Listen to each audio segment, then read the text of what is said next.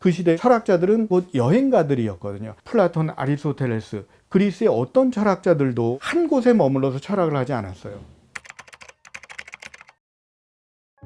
보통 철학적인 진리는 영원한 진리다라고 생각을 합니다. 제가 볼 때는 영원한 진리를 탐구를 한다고 하더라도 역사적인 의식과 그리고 새로운 장소에 대한 체험은 꼭 필요하다라고 생각을 합니다. 예를 들어서 현대 철학에서 가장 큰 영향을 미치는 니체라든지 하이데거라든지 미셸 푸코라든지 이런 사람들이 철학적인 문제를 논의하면서 마지막에 도달한 지점은 고대 그리스였거든요. 즉 당대의 문화적인 상황 속에서는 생각할 수 없는 것을 역사적인 체험을 통해서 다시 환기를 해내는 것이죠.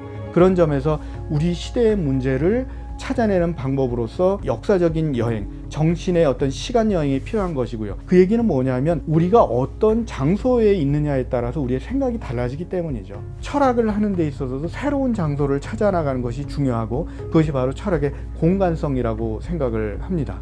그런 점에서 클래식 클라우드에서 하는 기획을 통해서 우리는 철학을 특정한 시대와 특정한 공간 속에서 새롭게 이해할 수 있는 그러한 길을 찾아낼 수 있다고 생각을 합니다.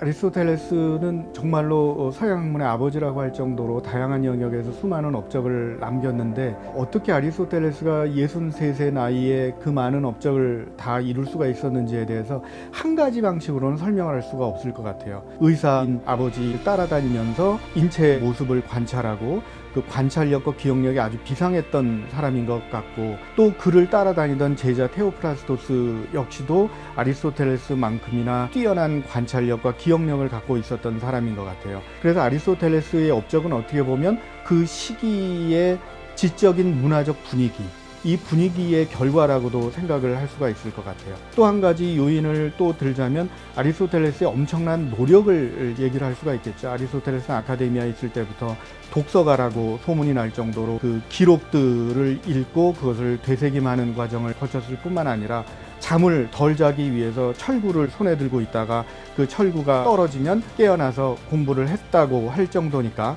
그런 점에서 지적인 풍토, 천재적인 관찰력과 기억력 이런 것들이 어우러져서 아리스토텔레스의 학문적 성취를 이룰 수 있도록 해줬다라고 생각을 하고요. 아리스토텔레스는 통념을 무척 강조를 하거든요. 사람들이 일반적으로 가지고 있는 생각들을 모으는 것, 그것이 아리스토텔레스 탐구 과정의 가장 출발점이 되는 것이고 집단지성의 역할을 굉장히 중시한 그런 철학자라고 얘기를 할 수가 있어요. 아리스토텔레스의 탐구 방식은 21세기에도 여전히 유효하다고 생각을 합니다.